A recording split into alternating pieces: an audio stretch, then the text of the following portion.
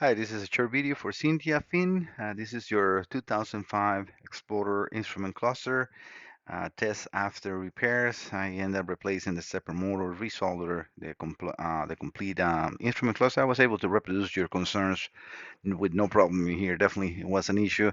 As you can see, I have still some of the old parts in here. These are the stepper motors that your instrument cluster uses. I just took it apart to see if I could see, what was the problem, but it's very hard to find. They're so minuscule that it's hard to see.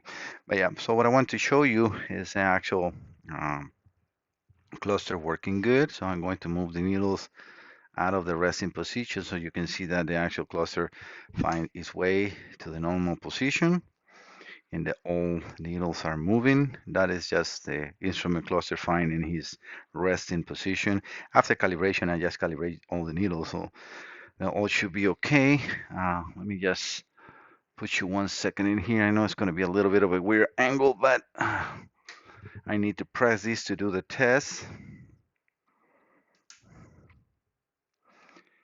This will put the instrument cluster into test. The needle goes to 0 and it has to go all the way to the maximum in all. So I'm gonna do one without you. Perfect 6,000, perfect 0 RPMs. The temperature in, sorry, the fuel gauge and the battery are the ones that goes not into the minimum because it's obviously not hooked up, but it's just the way it is. So let me put you in the test mode first. So sorry to take you from there. 1 second. I got to turn my iron off. So I'm going to do the same thing one more time. So press this over. Instrument cluster ignition is off. So now ignition on, waiting for that to say test.